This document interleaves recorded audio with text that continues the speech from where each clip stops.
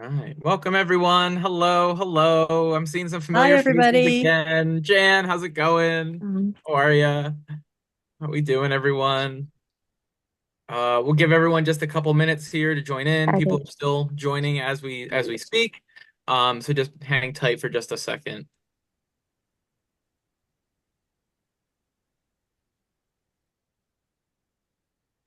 While we're waiting, I'm going through. Who else do I know? I see Anne's name. And Havel, how are we doing tonight? Um, what else? Oh my God, so many people.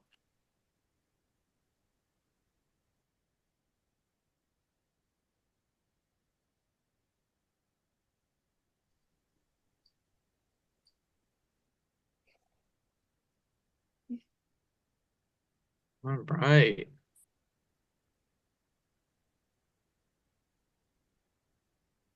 Everyone, hopefully you have a drink in hand, water, otherwise, whatever you acquire, it's a fun night tonight that we get to experience with Barbara. All right. It doesn't look like anyone else is in the waiting room. No, I turned the waiting room off. Oh, perfect. So they'll just join as we go. Yeah, No, as I they like roll in. How do you turn the picture on? Who that. said? Your image, that's on your Zoom. You should be able to see us right now, like either in a grid form. If you have to, you might have to expand it if it's collapsed. If you only see one square, you might have to Well, expand that. now you disappeared totally. All right. I don't know. I don't see anything that you can do Are you on your phone or on the on my computer? computer. Hmm. Not sure how to help you remotely, unfortunately. But this will be recorded. So if you're not able to see right now, you'll be able to Oh no, watch. I can see you. Oh, perfect. Oh, Okay. You you just can't can't see see me anybody though. else. We can't see you, but that's okay. In the upper right corner of your screen, there it says View, and there's a little group of boxes. If Click you it. click on that and click on either Speaker or Gallery, it will change the view that Mhm. you have. All right, let me see gallery. Oh yeah, now I see many more people, Hey, there we go. Kim's got it. Thank you. but still not me. Well, anyway, whatever. It'll be all Hey, right. welcome everybody. But Nick now is I don't. back with us this week. Um, Hello. I think you all know Nick. He's an Enamel Guild Northeast board member, a graduate of East Carolina University, and currently works at Tiffany in Rhode Island. And he's going to be our moderator tonight. Thanks so much, Kim. So we're super pleased to have Barbara McFadyen here with us tonight. She is an esteemed metalsmith and enamelist, and she's led numerous workshops around the world, and her work has also been on display globally. In 2022, she actually completed her dream studio space, which we're super excited to get a firsthand look tonight at that and some of Started. her newer work. Um, Throughout the talk, I'll ask that everyone remain muted. And then if you have questions, just post them in the chat, and I'm going to try and navigate them all and to help Barbara out, so she doesn't have to monitor that. Um, and then at the end, we might have some like open discussion and so on. But with that, Barbara, take it away.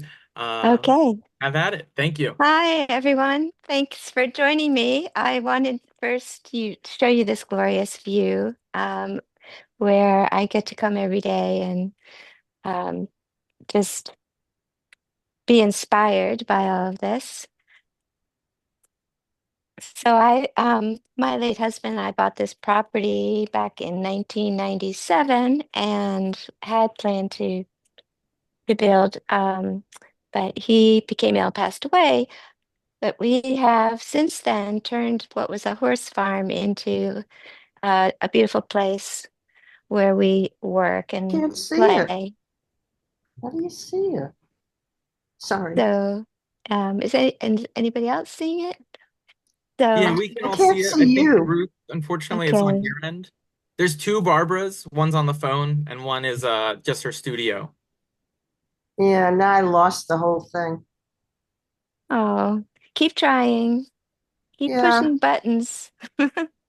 So Well, over to the left of my studio is my husband's wood workshop, and he's helping me out tonight. He's going to take you on the tour via my phone, and then I'll join you on my laptop so I can see you and answer questions and show you what's been going on in the studio. Where are you So, located? uh, oh yeah, I'm in Chapel Hill, North Carolina. But I grew up in New Jersey, so I am very familiar with the Northeast, and I'm excited about coming back for the conference.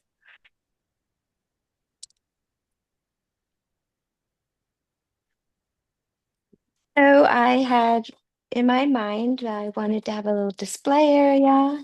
So when I um, could have studio tours and that sort of thing, and also a place just to exhibit pieces that were special to me.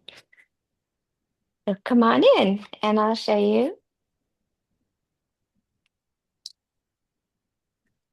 I guess you can follow me along. So there's a number of my pieces from the time at ECU when I was doing some work on mourning and sentimental jewelry, because my mother had just passed away.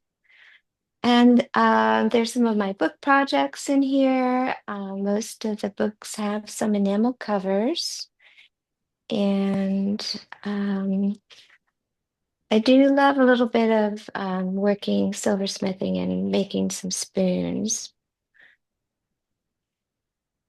So when you first come in to the right is the area where I have my clean room where I can design. I have my art books here, and I can keep my papers clean and do all that kind of work. So I haven't made too many books lately, but I love to collect paper, don't we? All love to collect things. So these are Oh, my flat files with all different papers in them. And we lost our beehives the winter, so I'm not sure what I'm gonna do with these bees, but I have a plate full of bees here. And um, I have always been inspired by Japan, so I'm going to show you some of the art of Japan. I do have a lovely Martha Banya's piece here. I'm so pleased to have this. She was one of my very first enamel mentors, and I had only done cloisonne in New York City at Kulik Stark, and she opened my world up with all of her mason. Well, we didn't have mason stains then, but basically the oxides and pencils and sifting and all of those processes that she taught so well. So if you come this way, I do have a kitchen so I can cook some dinners if I have to work late. But this area here is the main metalsmithing and enameling studio. So I do as much metalwork as I do enameling. So I have a production line and I sell silver and gold and gemstones um, in various local shops and galleries around this, mostly North Carolina and the Southeast. So this is a assistant bench, and right now this is just a collection of things in progress. And I recently went to Atlanta and did a show. And this is inventory left over from Atlanta that I'm just trying to decide where it's going to go. Uh, this is my cleanup area over here. I do, hope to have sort of residencies. Maybe I'll have a few people at a time. So I plan two sinks here. So this is a great place to do all the cleanup and polishing and etching. Over here is the infamous noisy, dirty room.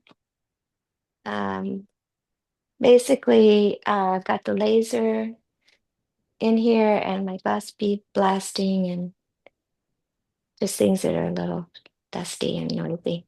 Uh, Um, then my new toy, well, my big purchase is this laser welder, and excited about that. That comes in really handy when you don't want to use a torch around something. And then this is my main metalsmithing, forming, fabricating area.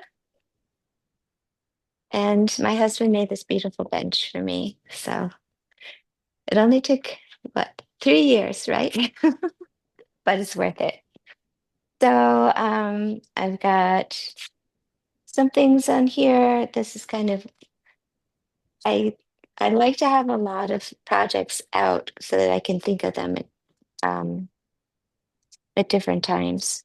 And I don't sketch out as much as I used to. I kind of let things come together spontaneously.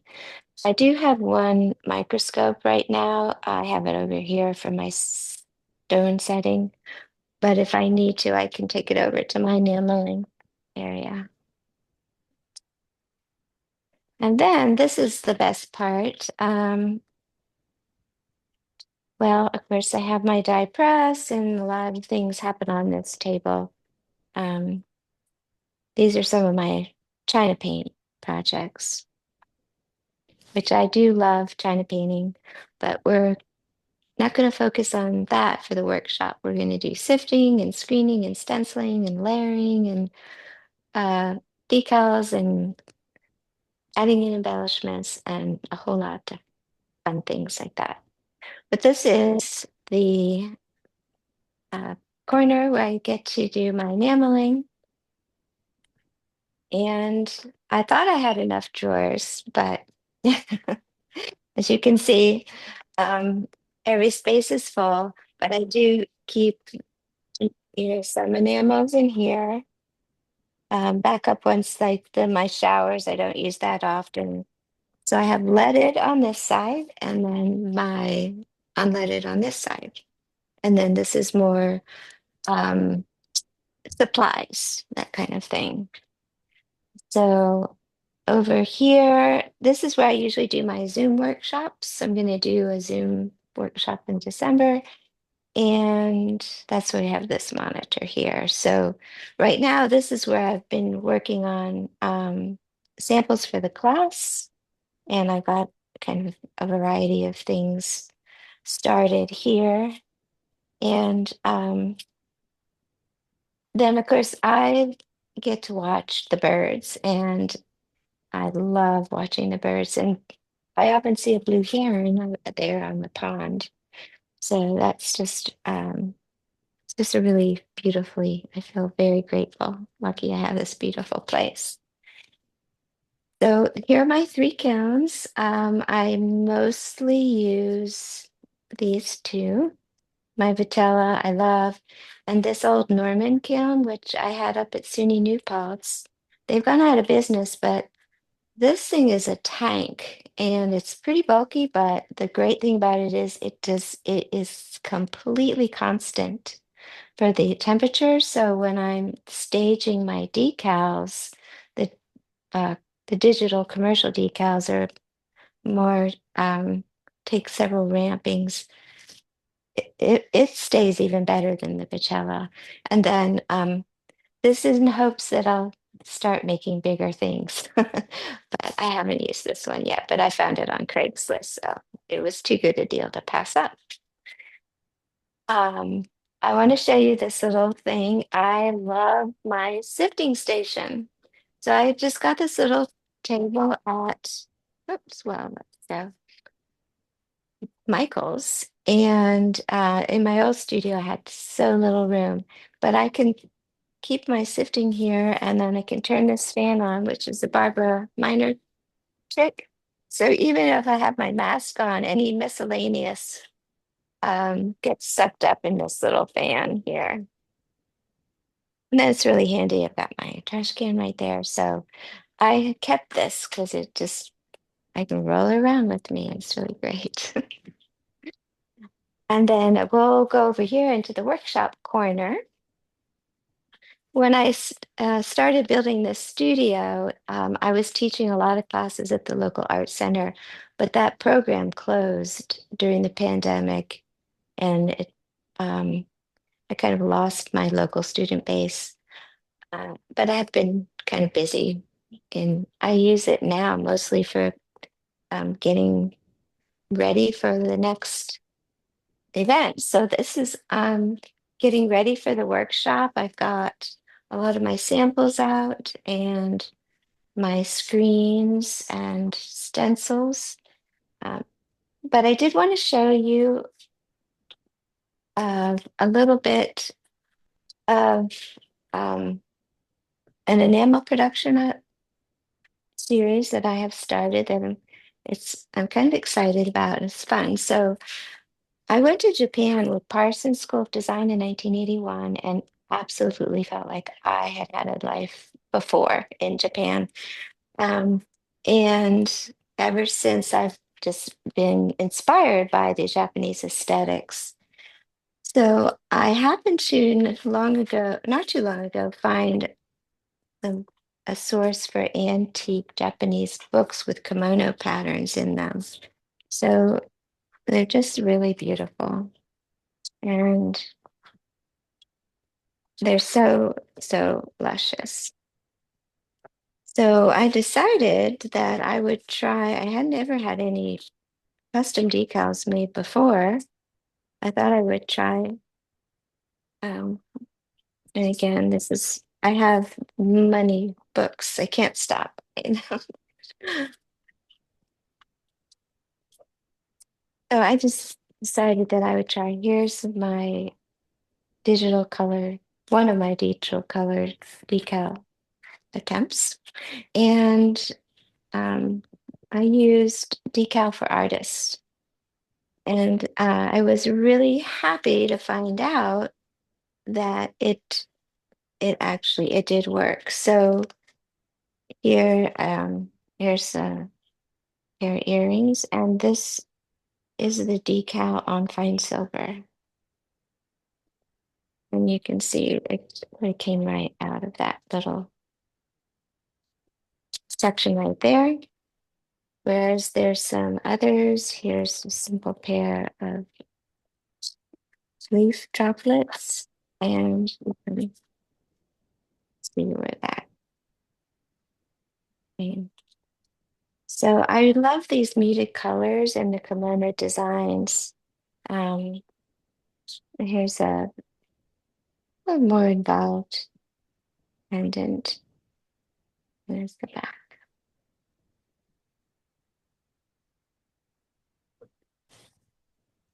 And some fans. It's the same thing. So before this series, I was doing a boss tie series, and again on fine silver. This is an example of those.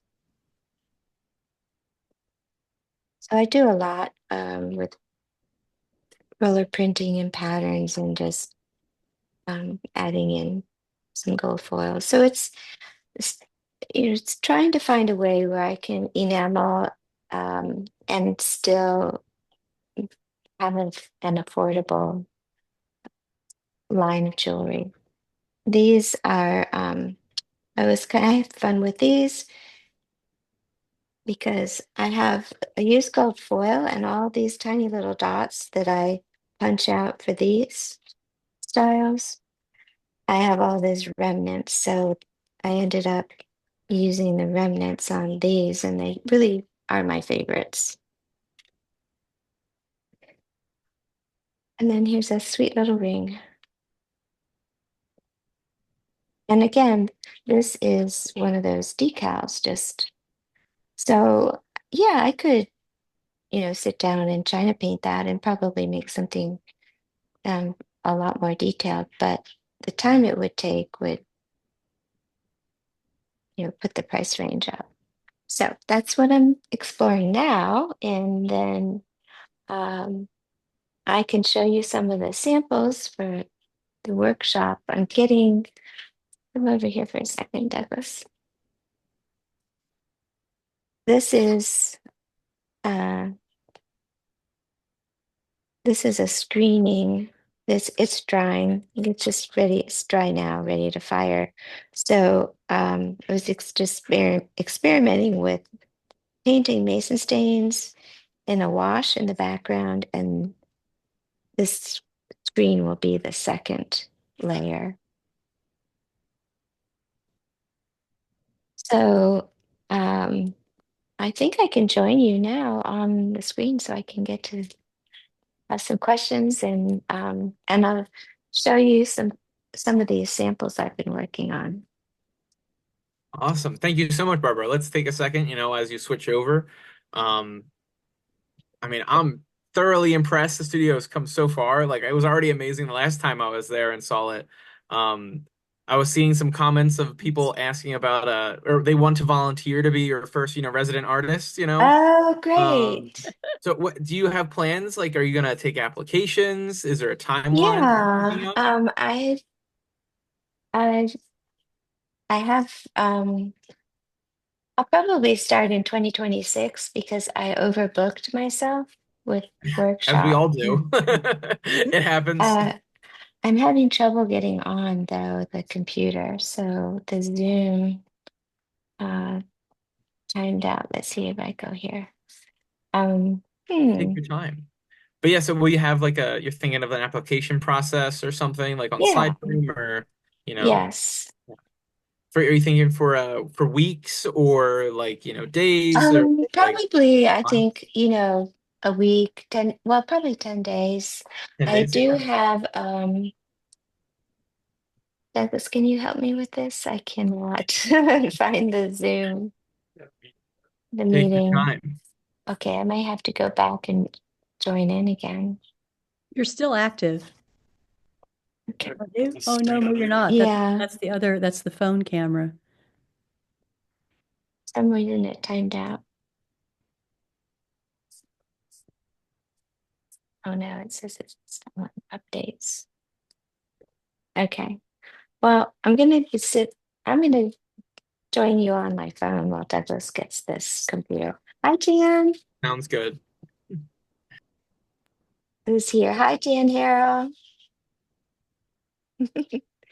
I've taken several workshops with Jan, and she is just such an inspiration.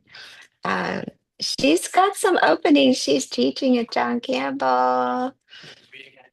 Oh, heck yeah. Well, while Uh, we're on the subject of Jan, she was actually like my first real enameling instructor, actually at Enamel Guild Northeast conference. Oh, And I don't even know when. It was maybe 2019, 2018, or something like that. Like, yeah. I'm not sure, but life-changing experience. So Oh, highly thank you. recommend. yeah, Thank you.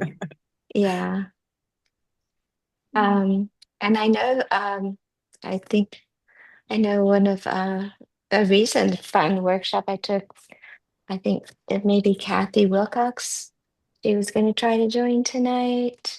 Oh, And anyway, she's been inspiring too in some of these other screen techniques.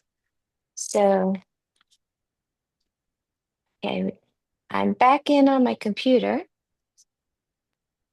Okay, I'm gonna remove the spotlight on the phone, Okay. and let's see, are you on? Okay. Can you hear me? Yes, and I'll put a spotlight on you on the laptop so we can hear you on the laptop, and think we're good. All right. All right. Okay, great. Thank you, Douglas. Thank you, This little Douglas. book, Great assistant. let's see. Stop. So this was the little book that was to be doing these kinds of techniques in my workshop. So this is some decals, some underglaze, gold foil, and this book is empty, but I have done other books that do have a story in them too. But it's that blackboard, whiteboard is the perfect thing for book covers. So it's a tiny little book, these little memories here. And there's some more stenciling. This has some of my Japanese papers. Um, I was involved in a project that Jan put together for uh, in memory of Martha to finish her last piece. So in our workshop, I'm going to be showing using these wonderful P.H. Thompson mica inks. And this was the tile that I did for that quilt project. This is China paint, a separate piece. We'll touch on China paint a little bit and do some little detailing with that. And let's see what else I have here. I have a few, you can see all this. Yeah. Show you, is that the one? If any of you are wondering what pochoir is, I did mention that in my description. And it is really a bookmaking design printing technique I learned just using stencils and a certain kind of brush and paints. But in this case, this was a sample where I did China paint in the background, and I blocked it out. And the way I blocked it out was with red resist. So I drew my ginkgos and painted the red resist on them, and then I mixed up various colors of China paints, which are the same as sunshine, very similar, and stenciled it and just dabbed a sponge. And you can make really interesting little just muted backgrounds. With this one is just waiting for the subject matter, but it's a really nice kind of moody with some sgraffito stenciling in there. And let's see. Oh, here's another that I like to do with playing around with China paint and just using color shapers and doing some mark making. So that's something we'll play with and have fun too. And we won't be making screens, but we will be using screens like this. And these are ones that I've made with the Easy Print silk screens, but I also have commercial ones. And I'm going to bring all my collection of screens up with me. So we'll have fun. Now, I want to show you this. These stencils were kimono patterns. So I stumbled upon a shop, I think it was an Etsy shop, and they were selling, this is mulberry paper, and it was used to make big sheets of it to make kimono designs. So I bought some and then I cut it up and put these lovely, so these will be, see this design, isn't that lovely? That's going to be beautiful, Barbara. Yeah. Yeah, yeah. We do have This, some questions about what the metal for yeah, their covers. You were saying that's the porcelain, like the marker board? yes, it's the marker board. It's like a Mm-hmm, steel, it's a very fine porcelain enamel. If you're not familiar mm-hmm, with that, you can buy that, I believe, still in bulk, right, and cut it down. Um, mm-hmm. and Yes. Um, I bought some from Educational Supply, and they said, "Don't you want to be a distributor?" So if a lot of people want to buy it, I could do that. But you can buy it from Thompson. It's more expensive. of course, things are pricey there. Yeah. And you can buy it from Jewelry with Gems. Uh, but sometimes she might be a little bit slow getting back to you. So they have the blackboard. That was Martha's favorite. Um, so the blackboard is black on both sides. So that's the back and that's the front. This was a test.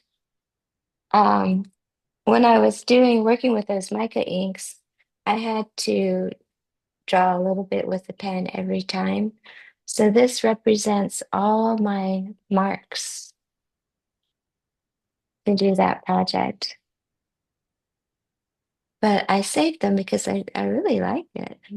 So maybe I'll do, I haven't tried it, but I understand that you can cut this on a with pancake dies. You can cut this blackboard, but it's really great for doing samples. There is a drawback. It's not as good because the enamel is very thin. It's not as good for layering. So if you want to do a lot of layers, it's best to do a base coat, traditional base coat, and um, start your layering with that because you need the enamel. You need more to absorb, more enamel to absorb. But for book covers or you can even do a pin and have a magnet on the back for something quick and fun. The blackboard and the whiteboard is a great way to test, so like I just keep these on a magnetic, these are just samples, workshop samples, and I keep them on this magnetic sheet. That's great. Someone actually is wondering what is blackboard. To my knowledge, it's basically, a very thin steel with a thin layer of porcelain enamel on it, right? And sometimes Yes. it's white or hmm black, and the blackboard, You know whiteboard. what it is? It's like it's the blackboard in Yeah. classrooms. Yeah. What you would use to Yeah. draw on and stuff. Now you have smart Yes. boards and stuff, right, in the Yes. classrooms, but Yes. yeah. So And the yes, you can company, enamel on it. Yeah. yeah, you can. And it's a great way to test out an idea or a technique or a simple stamping. Here's that little, you know, just a, I was showing, this is using the PH Martin's white. And let's see here, we'll do sifting and stenciling, things like this. And this is a super fun sample I made at Airmont in Kathy Wilcox's class. So, this is a typical just first layer screen. We're also, we'll use some decals. These are sepia decals with various layers of enamel behind it. And some have here. It's interesting. And Barbara, where do you source your mica powders and or inks? um, what's his name? The inks come from Amazon. I hate to say it. The PH Martin inks, you can get them though if you're like I'm trying to use Amazon less. So you can also get them from Dick Blick. And then I have a couple sources for the micas. Um, but I can't think of the name now, fortunately. Um, Zeneb sells a mica kit that Martha had her put together, Zeneb with jewelry with gems. There are a lot of sources for the micas, and there are a lot of different kinds too. Um, uh, so these micas, these are all some.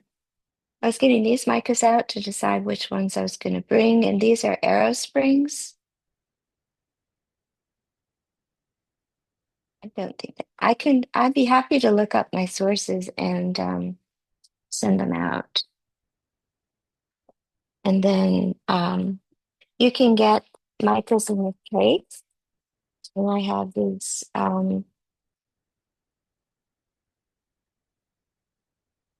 these Finotech.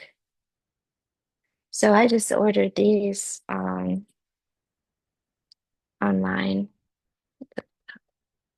Oh, is it backwards or no? It's forwards. Okay. So, oh, and let me show you the inks. This happens to be, there are many colors, but you need to get the iridescent ones. And there's something you need to know too about the micas. You check the ingredients when you're buying them and make sure there's titanium dioxide in them. Otherwise, they won't work. And these are the arrow springs. Micas. They're really best on the black. And Martha used them a lot on the blackboard. The other thing I was learned from Martha was there are some Prismacolor pencils you can use on blackboard. This was a test to see which of my pencils worked. Um, and there are a few that fired a color. So there's some reds and some blues, and just your typical underglaze pencils. So these are the Thompson micas. There's not as much color range, but what's nice about them is you can use them as an entire background. So here's a little sample here. I am waiting. I'm going to do some China paint. Let's see. Can you see this? It's a very pale purple. I didn't like what I had done, so I covered up with this. And then said, oh, I really like that. So I'll keep going with it. So let's barely. Oh, here's a good example of using some silk screens and then a sifting on top of it with some opaque white, just to be like a sort of a shadow. And here's a commercial decal, but lots of layers of screening on behind.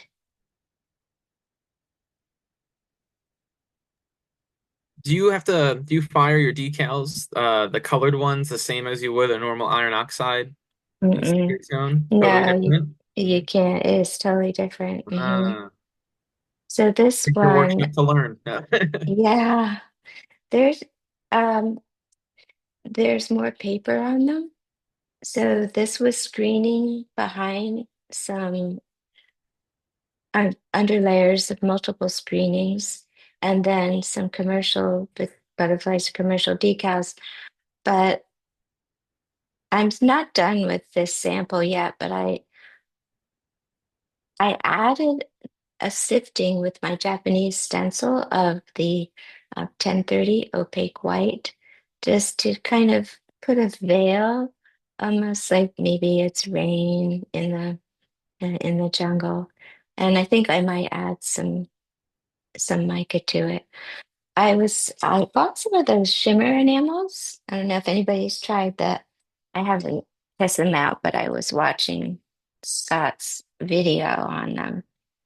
Um, enamels.com sells the shimmer enamels, but they're pretty opaque, so I decided not to use them on that project.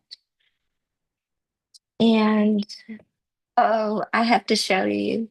Let me just take this is my distraction. And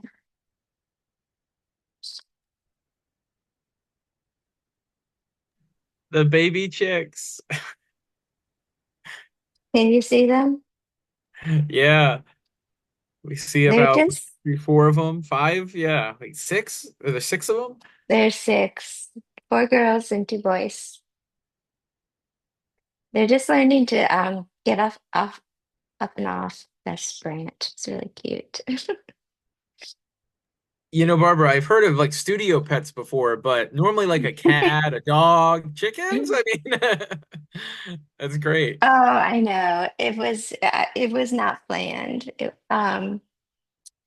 We were we had a hen that was broody, and so we thought, well, we don't want just random chicks. We need more buff Orpingtons, and so we ordered these chicks, and we were going to put them underneath her. So we did the whole crack an egg and put it under so she'd think they had hatched out the egg, but she rejected them. Oh, wow. So now you're holding on to them until they're So big now enough. I'm mom, but I've gotten very attached to them. Except that Bodhi, my dog, wants to eat them. Oh no. But soon they'll go into the big chicken coop, which I get to see out this window. I can see what the chickens are doing. I don't know if you can see out there. Yeah, yeah, you can see it. So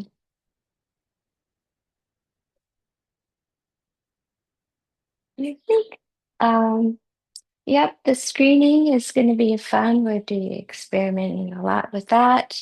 And what we're going to also do is make our own decals, um, water slide decals. So it will be, you can build a collection of materials and later on, you know, slide it off just like a decal. So this is one. Do you remember this, Jan? Yay! I love this. These are Ro- roses. Roses for you. Roses. We did this at MASH. Jan did these roses with me. Yeah. Yep. So these slide off like a regular decal. But the commercial decals that are colored, you have to do about three different steps of firing. So they 200 degrees, and I usually do that for an hour, and then up to 400 degrees, and then between 400, and from there you can go up to 700, and between 4 and 700 is when the paper, the medium carrying the color, whether the digital ones or the silkscreen ones, um, that burns out. And then at that point, you can take it up to about your firing temperature, 1350. Nice. So the low temps kind of gets rid of all the water and moisture, right, at a slow Mm-hmm. rate, so it Mm-hmm. doesn't lift up or anything Yeah. and releases whatever gases, and then it starts to burn off the paper, leaving the ink, right, and all the Yeah. yeah, and then you get rid of. And exactly. And the sepia decals, um, you slip them off of the paper. And so you don't have to burn that out. But you do have to burn out the gel. And, going, what I usually do with those is fire them at about 1100, 1000, 1100, for 10 minutes after they've either dried overnight or I dry them in a dehydrator, a vegetable dehydrator. There you go. And that, That that, worked. it was just one of those MacGyver situations at ECU. I was just like, I have to get this project done. I need this dry now. I can't wait all night. And I had this dehydrator, and I thought I used it. I would never have used it for vegetables. Um, but I used it for when I was putting a patina on something and then covering that with a clear coat, and then I would bake the clear coat. And so I had a dehydrator. And so it just turned out to be a great thing. But Pat Nelson, I don't know if Pat's on.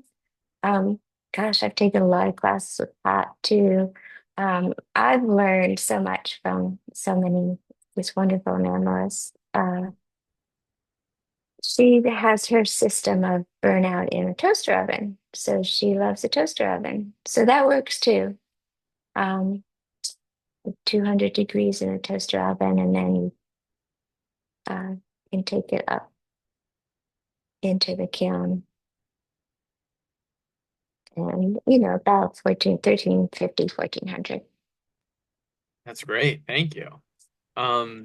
Couple other questions about like sunshine colors versus mason stains. Just in general, what's the difference that you find? Um, I've it's only been the last couple of years that I've been learning more about mason stains and using them more. Martha loved mason stains, and she has she was really a pioneer of them. So they are a mineral pigment, and there's no glass in them. So they're extremely stable, and the colors, they have a wide range of colors. So back in the day when I started enameling, there was only the OC oxides, and they were more limited. The mason stains are used in the ceramic field and industry, and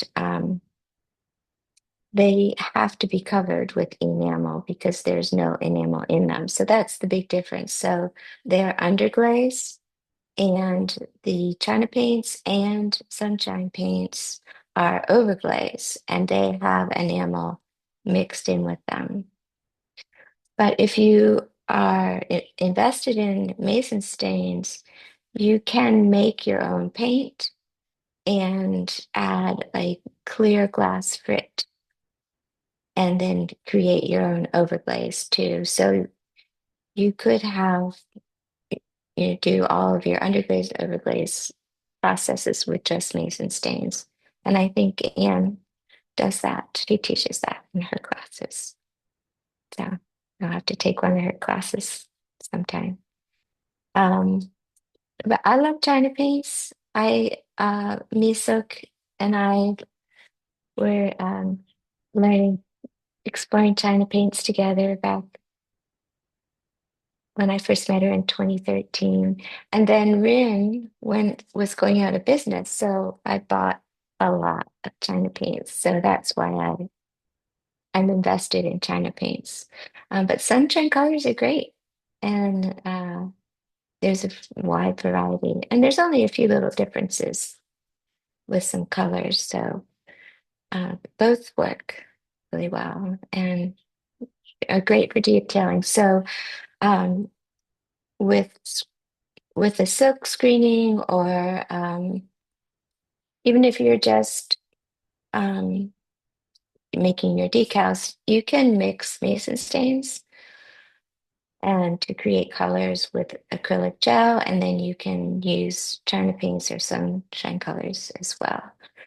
The mason stains on their own will not gloss, so you have to put a cover coat over it. And also, they don't like to be painted in wide areas. So they do better. They're really great for detail things. But if you were going to have to do a thin wash, maybe I'm not expert enough at mason stains, but sometimes I find they crack if I have too wide a expanse of them. It's great, Barbara. Thank you. Any I other think you answered questions? several questions there. Yeah, yeah. I have one just from a personal standpoint of like knowing your work and everything. You like how many collections do you have and how do you manage all the inventory, like because you're balancing like all these different, I think, little collections and styles and like working in, silver or an enamel and probably working at Hmm. different price points, for like a craft show versus a gallery and like I'm just curious about some of that. So Oh yeah. Well, I have a wonderful new studio assistant, Miss Emily Booker. Does she know her? And so that's been very helpful as far as increasing production. So I use I used to do the Baltimore shows um, before my husband became ill.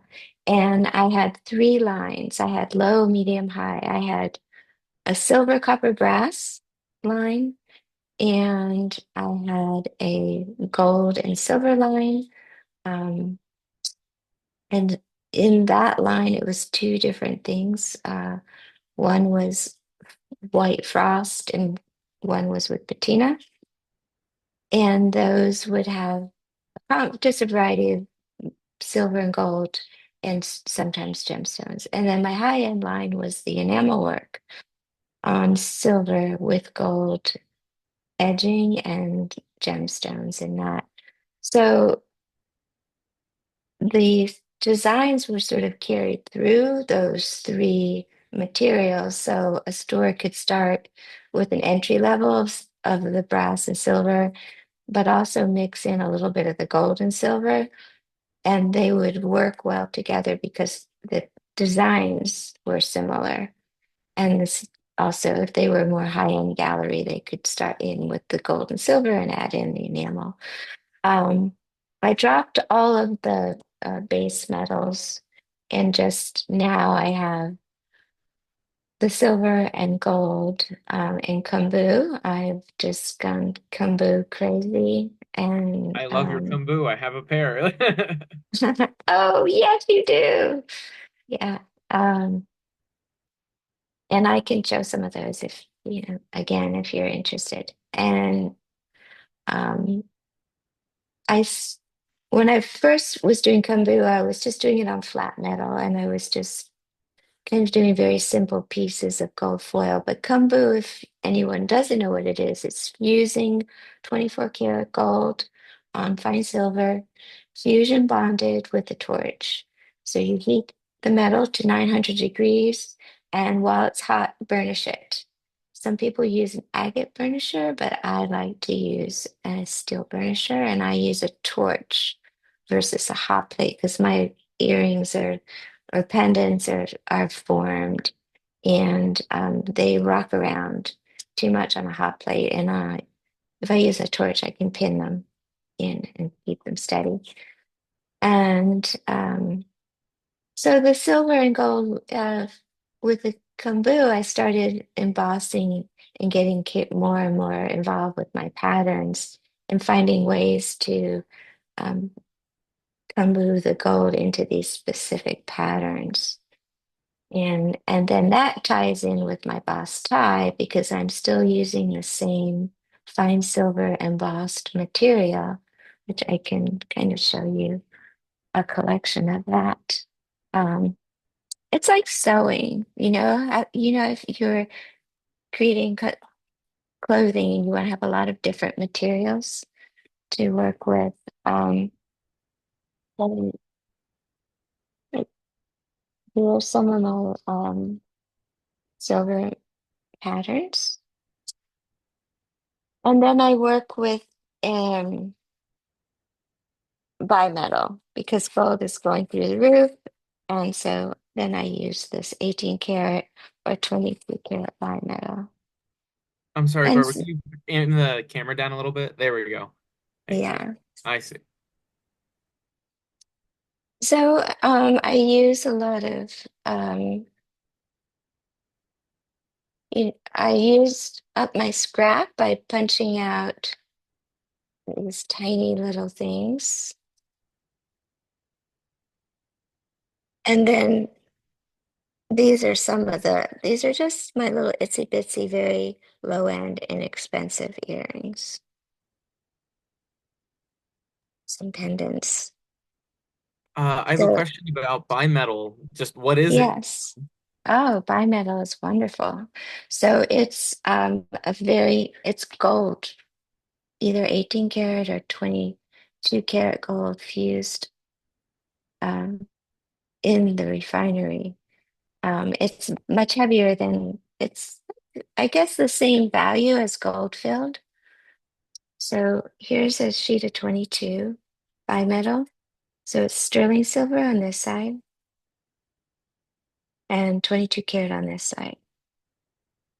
So I can use this material and get the color and look of gold. I can solder with it. I can fabricate many, many different pro processes with this. Um, and it's thick enough too where you can cut through it. Some artists do a lot of, you know, cutting away. I did try commercially etching some of that with DH Bell. And so here's a pair of earrings with its, let's see, we can see the kombu in the patterns. Yeah, yeah. Um, and it's fun, you know. Can you Uh, enamel over top of it? no, No. I don't think so. I haven't tried it. I wouldn't. I don't think I would. Oh, maybe we could. I should Might be try a fun that. experiment. I should Yeah, try that. right? Oh, Yeah. that's a great idea. Yeah, thinking about it, like even if it's the Yeah, bimetal or the Kembu, like get yeah, the transparency on there and just yeah. see what happens, So So now I've gotten just crazy with patterns. So this is just a brass sheet. It's very pebbly. Um, but I have a whole drawer here of brass sheet, different patterns. So I'll use these to roll with my fine silver sheet with this rolling now. And then nice. I have then I have this material and we have roses. Jan, I love this one. Oh, that's pretty. That's great. Yeah, my mother loved roses, so got hooked on that. And like we all are, I love tools and can't stop collecting. So I have filled up the studio. Heck yeah. Yeah, Barbara, we are nearing kind of an hour. If we want to wrap Okay. things up and like kind of there are a few last questions that I'm seeing about if you have a preferred gold foil supplier. Like is there a certain brand Mm. or maker, that you get from? Y- I buy a lot of my Kambu foil from Allcraft. Tevel, if you call Tevel up, don't have a good website, but they do have something for the gold foil. They sell lots of gold foil and he keeps his prices consistent. They haven't gone up yet with the price of gold, which is Oh, like probably 3,250 the last time I bought some. And also though, Enamel Art Supply, they have a nice collection of gold foil and good pricing. So I'd like to support that business too, Mary Lee and her daughter. well, this has been wonderful. I don't know if there's any final questions, type in the chat. But we are a little past 8, so typically we try and run them for about an hour. I don't know about for everyone else, but this has been super eye-opening for me. It's really great to see your studio space all set up and like ready to go. And I mean, you All obviously right. been working So, there for a all while. right. So I gather I have some takers for residency Oh, for coming up. sure. I mean, I want to sign Okay. up, you know? All right. Jan, yes, Jan, Yeah, you're we'll have on. a party. We'll all You're come. coming. I saw like six benches there. Like we can have a good time. I know I have yeah, I'm working on building up that, outfitting this. I have a guest house too, I forgot to mention. So there's a place to stay right here on the property. Look at It's that. it, Literally it's fit. all the bells and whistles, everything. It's Is it, small. It's a cozy little farmhouse, and that's great. you'll hear the chickens, the roosters in the morning, but Ah, that's you beautiful. can walk out and get fresh eggs. Yeah, it's better than that. Yeah, Um, I would probably do better with that would probably be a better business model than, if it is tough, figuring out what work to place where and keeping a whole group of work in a number of different galleries. Um, so I'm going to try Artful Home. I'm going to put some work up there. I just was invited by them. So stay tuned. I'll let you know if that's a Heck yeah, good. fantastic. Yeah. Wonderful. Thank you so much, Barbara. I don't know if you see it, but you're getting a whole bunch of messages. I'm gonna move the spotlight. Oh, Just thank oh yous and yeah, thank good. yous from everyone. Oh, Um, we great. will send out a recording link of this if you missed anything or want to rewatch and re-listen. Okay. But otherwise, thank everyone for joining us and thank you, Barbara. Excited to see you at the conference. Again, I put in the chat, we have one spot left for Barbara's workshop for the pre-conference workshops. Also, if you're interested, Sandra McEwen, she also has a couple spots available in her pre-conference workshop. But otherwise, I Hey, think that's yeah, about it. if I could, I would take Sandra's workshop. I You- need to You'll be learn you'll how be to make sneaking those away next samples. door to like see what she's doing. Yeah. Well, yeah, that will be good. But Yeah. I'm looking forward to this will be my first Enamel Guild Northeast conference, so I'm looking forward to making some new Northeast friends and seeing how you all do it. Heck yeah. Can't wait to see you. Thank you, everyone. Feel free Thank to hang you. out for a minute, but Thanks, that's a everyone. wrap. So thank you.